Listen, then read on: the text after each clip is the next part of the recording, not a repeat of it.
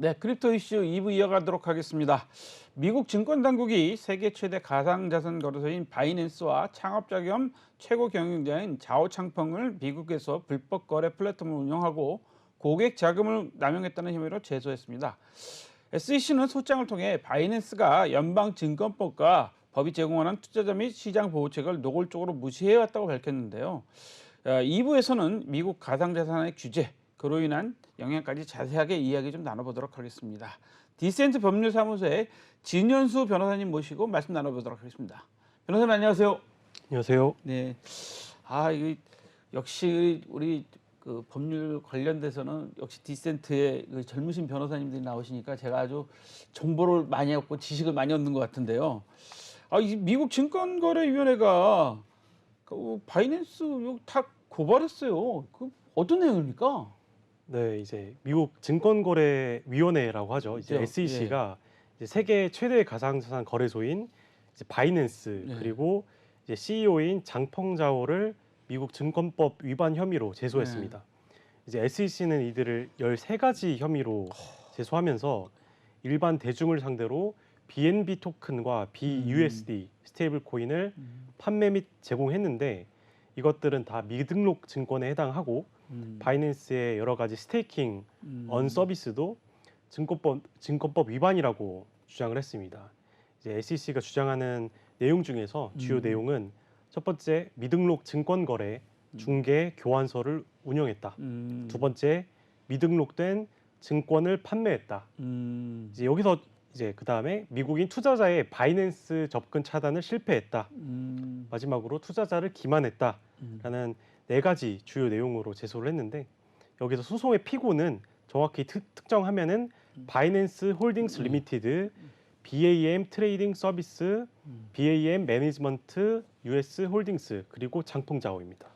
아하, 잠깐만요. 제가 지금 그 변호사님 말씀 듣다 보니까 13개나 지금 혐의를 가지고 지금 고소했다는 거잖아요. 고발했다는 거잖아요. 맞습니다. 그러니까 이게 지금 SEC가 미국 증권거래위원회인데 우리말하면 한국 거래소에서 지금 고발을 한 그런 셈이 되는 그렇죠. 건가요? 이제 금융위원회라고 그러- 볼 수 있는데 네. 여기서 이제 제소를 한 거죠. 아하, 그러면 이게 그분들도 그냥 뭐 이게 그 제소할 때는 그 우리가 열받아 갖고 그냥 확 고소하는 게 아니라 정말 그 법률적인 거나 뭐 다 검토해보고 신중하게 제소를 했을 텐데 13가지나 했단 말이죠. 근데 저는 궁금한 게요. 여기서 뭐 미등록 증권 거래를 뭐 거래 중개 교환소를 운영했다 뭐 이런 거 다 이해가 되는데 증권 판매했다까지 미국 투자자의 바이낸스 접근 차단에 실패했다 이게 뭐 이거는 어떤 내용입니까? 그러니까 이제 각국마다 규제 당국이 예. 있지 않습니까? 예. 그러면 우리나라도 마찬가지고 그쵸. 자국민 보호가 최우선입니다. 그죠. 특히 미국은 미국인 네. 상대로 어떤 영업 행위를 하기 위해서는 예. 이제 규제 당국의 허가를 무조건 받아야 되는데 그죠. 바이낸스는 그런 걸 전혀 하지 않았다. 바이낸스는 미국의 허가를 받지 않고 미국인들을 상대로 이제 마케팅이나 홍보를 하면서 영업을 했다라는 취지죠. 우리나라도 마찬가지로 금융위원회에서 바이낸스가 이제 VASP 라이센스를 못 따지 않았습니까? 그래가지고 바이낸스를 상대로 한국인들을 상대로 영업을 하지 말아라.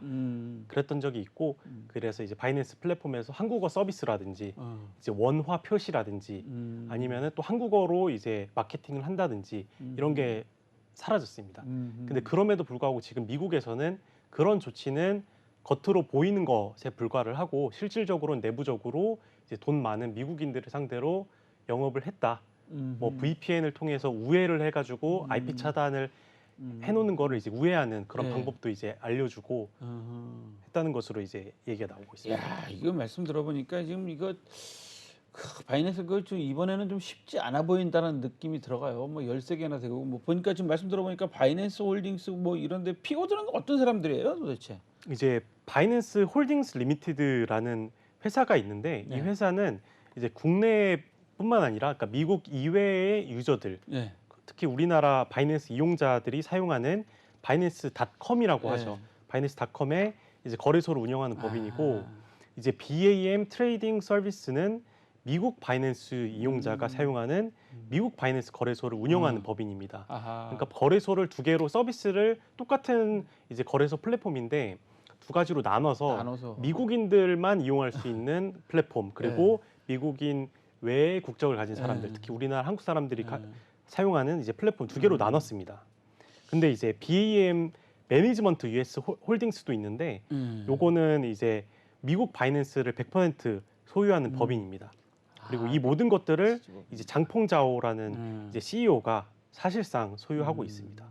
그리고 BAM 트레이딩 서비스라는 이제 미국 바이낸스 플랫폼을 운영하는 회사는 미국 플로리다 주에 위치하고 있고 2019년 9월에 설립되었습니다. 아, 그러니까 이 지금 바이낸스가 보면 미국 사람들을, 그러니까 미국민들을 상대로 하는 그 회사 따로, 왜 그 미국 외에 다른 나라 사람들 상대로 하는 그 플랫폼 따로, 뭐 또 거기에 또 그 지주사 따로, 뭐 이렇게 지금 그 돼 있는데 여길 다 그냥 한꺼번에 다 고발을 해버린 거네요.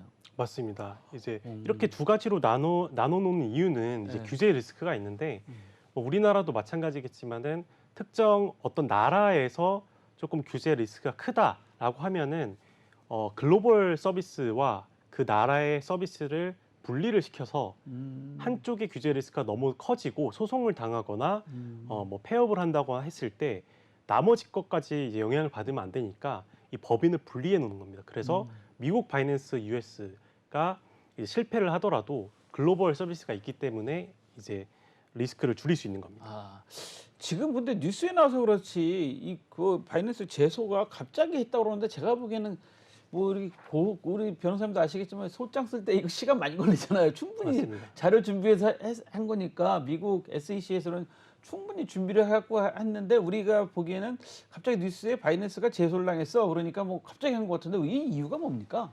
이게 사실은 갑자기 제소한 것은 아니고 이 소장도 보면은 136페이지가 됩니다. 그렇다는 뜻은 굉장히 오래전부터 증거 수집을 하고 어떻게 보면 계획된 소송이었다라고 좀 볼 수 있을 것 같고요. 한국 시간으로 이제 월요일에서 화요일 넘어가는 새벽에 갑자기 제소한 사실이 언론을 통해 알려지고 이제 가당자한 시장이 좀 요동쳤습니다. 그래서 뭐 비트코인이나 이더리움 가격, 알트코인 가격도 계속 쭉쭉 빠지다가 이제 그렇게 됐는데 이제 어느 정도 예견된 일이고 SEC가 사실 지난 3월 그 보야저 파산 사건 때 보야저 예. 파산 사건이 있었는데 그때에도 소장에서 바이낸스가 미등록 증권거래소를 운영하고 있지만 아직 준비 중이다라고 법원에 얘기를 한 바 있고 SEC는 이제 자국민을 상대로 허락 없이 영업하는 것을 엄격하게 금지하고 있는데 이제 다른 어떤 거래소는 이제 제소를 하고 뭐 바이낸스는 규모가 크니까 제소를 하지 않는다 이런 거는 논리는 타당하지 않기 때문에 바이낸스도 당연히 예견된 일입니다. 하하, 야, 이거 저는 그 미국 이 증권 당국 참 대단하다는 것 같아요. 그냥 뭐 어떻게 그 예외 없이 원칙대로 움직인다. 뭐 이런 그 느낌을 좀 받게 되는데 저 여기 없는 내용이지만 리플 소송은 지금 어떻게 되고 있어요? 리플 소송도 많은 한창 시청자들이 궁금해할 것 같아요. 그래서 한창 리플 소송이 잘 진전되고 있었습니다. 사실은 이제 시간이 조금 오래 걸리다 보니까 많은 분들이 굉장히 궁금해하고 계신데 이제 지쳤어요. 그렇죠. 리플 소송도 이제 점점 이제 소송의 막바지에 다루고 있다라는 이제 보도가 이제 많이 나오는데 그러는 와중에 지금 바이낸스가 이렇게 터졌지 않습니까? 이따가도 말씀드리겠지만 이 소장 안에 리플뿐만 아니라 이제 뭐 솔라나라든지 이제 폴리곤이라든지 이제 BNB 토큰이라든지 다른 증권들도 마찬가지로 다 증권이다라고 해서 굉장히 지금 사건이 복잡해진 상태입니다. 아, 그럼 지금 변호사님 말씀 좀 해주세요. 그 소장에 어떤 내용들이 들어가 있어요?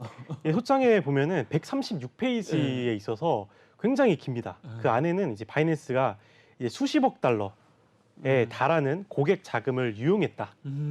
그리고 장펑자오 CEO가 별도로 관리하는 기업으로 이 자금을 몰래 빼돌렸다라는 내용도 있고요.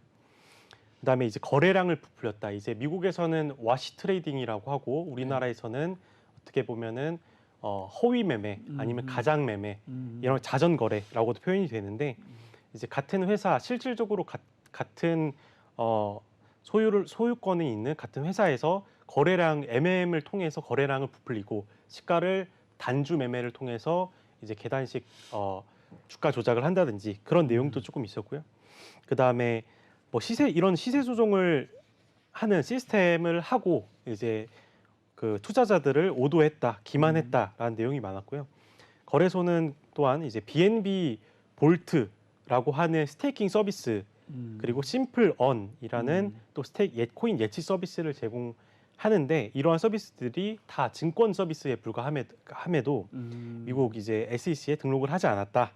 그리고 장펑자오 CEO는 이제 미국 규제 조건을 충분히 알고 있었지만 고의로 규제를 회피했다. 그래서 투자자들을 위험에 빠뜨린 사실이 있다라고 얘기가 나오고 있고 또 뭐 더불어서 바이낸스의 운영사인 이제 BAM 트레이딩과 바이낸스 자체에서도 이제 거래 중개 교환소를 운영했다라는 혐의도 있고요. 마지막으로는 이제 SEC가 제출한 소장에는 어떤 한 고위 간부가 바이낸스 준법 감시인 이제 바이낸스 대표 변호사라고도 볼 수 있는데 네. 이 사람한테 이제 프라이빗 메시지로 우리 회사 지금 미국에서 미등록 증권 거래소로 운영되고 있어라는 이제 어떻게 보면 카톡 메시지를 남긴 거죠. 이게 왜 중요하냐면 장펑자오 CEO도 이 메시지를 분명히 받았으면은 이제 바이낸스가 미등록 이제 불법 거래소를 운영하고 있다는 것을 충분히 인지를 하고 있음에도 어떤 조치를 취하지 않았다라는 것을 이제 좀 알 수가 있습니다. 아하, 그러니까 지금 말씀 들어보니까 뭐 여러 가지 지금 사항들이 해도 되고 있는데 그 중에서 이제 마지막에 말씀하신 게 바이낸스 간부가 준법 감시인한테 이제 메일을 보냈는데 이제 문자를 보냈는데 거기에 이제 야 우리는 사실은 불법으로 거래되고 있어 이렇게 말을 했다는 스스로 이제 자인하는 맞습니다. 그런 내용이 있다는 거잖아요. 이거 잘못하면 압수수색하면 핸드폰 압수수색도 통신 수색도 네, 해야 맞습니다. 되는 그런 상황이 되겠네요. 야, 근데 저는 지금 워시 트레이딩이요? 워시가 이게 뭐 청소하다 영어 잘하시잖아요. 맞습니다. 청소하다 뭐 빨래하다 뭐 이런 거 아닙니까? 맞습니다. 예, 그럼 빨래하는 트레이딩이라는 얘기인데. 맞습니다. 이게 미국에서는 와시 트레이딩이라고 불리고 예. 이제 우리나라에서는 뭐 자전 거래라는 표현도 쓰는데 이제 특정 회사가 이제 여러 개의 계좌를 활용을 해서 이제 특정 목적물을 반복적으로 사고 파는 행위를 말합니다. 근데 여기서 목적물은 가상 자산이 될 수도 있고 주식도 될 수 있습니다. 주가 조작 사건을 보면은 이런 와시 트레이딩이 많이 발생을 하는데 실제로 거래가 존재하지 않음에도 거래량을 뻥튀기 하거나 시세를 조작하는 행위라고도 볼 수 있습니다. 이제 가상 자산 시장에는 거래소가 직접 또는 간접적으로 이런 워시 트레이딩을 하는 경우도 있고 코인 재단이 이제 마켓 메이커라고 불리는 MM과 계약을 해서 거래량을 부풀리는 경우도 있고요. 독립적으로 이제 MM 트레이딩 회사가 자발적으로 운영을 하는 경우도 있습니다. 이제 이런 워시 트레이딩 또는 자전 거래 또는 MM은 미국에서는 증권법에서 금지하고 있고 우리나라에서는 자본시장법에 따라 불건전 영업 행위로 금지하고 있습니다. 이제 물론 가상자산의 증권성 여부가 명확하지 않기 때문에 이런 워시 트레이딩을 우리나라에서 했다고 해서 처벌하는 것은 이제 국가마다 이제 재량에 조금 달려 있기 때문에 이제 국가마다 좀 봐야 될 것 같고 우리나라에서도 실제로 2021년에 자전 거래를 통한 시세 조작 혐의로 업비트의 이제 송치영 의장이 기소되어 지금 재판을 받는 중이기도 합니다. 이제 실제로 자전 거래를 한 것에 대해서 다투지는 않고 있는데 우리나라 법원은 현행법상 가상자산 거래소에 자전 거래를 금지하는 법이 없고 검찰이 이제 업비트를 압수수색했는데 그 과정에서 절차가 위법했다. 그래서 그 증거는 위법수직 증거다. 그래서 증거 능력이 없다고 판단해서 1심과 2심 모두 무죄를 선고한 바 있습니다. 이제 이런 논리에 따르면 우리나라의 경우 MM을 금지하는 법률 규정이 명확한 법률 근거 규정이 없기 때문에 불법이라고 볼 수 없다라는 주장에 조금 힘이 더 실립니다. MM 거래를 처벌하려면 가상자산 코인을 증권으로 봐서 자본시장법을 적용을 해야 하는데 이런 논리로 가면은 모든 코인들이 다 이제 증권이 되고 모든 거래소가 다 이제 시세 조작 혐의를 받을 수 있기 때문에 실무적으로는 좀 어려움이 있습니다. 아, 이게 상당히 이게 단순한 문제가 아니네요. 지금 말씀 들어보니까 이게 그냥 바이낸스가 제소당했다. 이게 그냥 제소당한 게 아니라 그 이면과 앞으로 연결돼 있는 그런 그 일들은 좀 어마무시하게 좀 큰 것 같아요. 자, 근데 그럼 다른 코인들은 좀 어떤 상황입니까? 이거 지금 뭐 소장에 뭐 적시된 코인들은 좀 어떤 상황으로 가야 돼요? 이게 아까도 말씀 주셨지만 이제 XRP 리플 예. 사의 XRP 코인과 관련해서 SEC가 이제 소송을 진행을 그렇죠. 하고 있어서 과연 XRP가 증권이냐 아니냐 이러한 문제에 국한이 되었다면 이제는 SEC가 좀 전면전을 선택을 한 것입니다. 모든 코인 재단을 대부분의 코인 재단을 상대로 이제 가상자산은 증권이다라는 메시지를 지금 이 바이낸스 소송을 통해서 전하고 있는 거고 소장에 적시된 BNB 코인과 BUSD 코인 아까 말씀드린 예. 바이낸스 코인들이 증권이라는 것뿐만 아니라 바이낸스가 이제 솔라나 그다음에 에이다, 매틱, 폴리곤, 파일코인, 그다음에 아톰코인, 샌드코인, 마나, 알고랜드, 엑시스, 코티와 같은 증권에 대해서도 이제 거래 서비스를 제공을 했다, 스테이킹 서비스를 제공했다고 주장을 하고 있습니다. 이제 이러한 코인들은 알트코인들 중에서도 굉장히 인기가 많고 그렇죠. 시가총액도 높은 편에 속하기 그렇죠, 때문에 그렇죠. 사실상 모든 코인이 증권에 해당한다고 주장하고 있는 셈입니다. 야, 이거 저도 솔라나를 투자해 본 적이 있거든요. 아, 근데 이거 다 그냥 뭐 문제됐다고 하면 진짜 이거는 이 바이낸스로 그냥 제소하는 거에 그냥 단순한 상황이 아닌데, 그러면 자, 그럼 우리 비트코인 이더리움은 어떻게 되는 거예요? 이제 일각에서는 이번 소송은 비트코인이 증권이 아니라고 한 네. 이제 게리 겐슬러 SEC 위원장의 입장을 재확인할 수 있었다. 그리고 이더리움도 포함되어 있지 않기 때문에 일부 전문가들은 이더리움도 증권성 이슈에서 조금 벗어난 것이 아니냐라는 주장도 하고 있는 상황입니다. 근데 이제 이더리움이 빠져 있기 때문에 비트코인하고 이더리움은 상품으로 분류될 가능성이 조금 있지만 SEC가 갑자기 노선을 변경을 해서 이더리움도 증권이고 이더리움 재단도 이제 문제 있다. 문제가 있어서 소송을 제기하겠다라고 할 수도 있는데 그렇지 않는 이상 비트코인은 상품이라고 보는 게 훨씬 더 합리적인 게 맞고 이더리움도 마찬가지로 상품으로 충분히 분류될 수 있을 것 같습니다.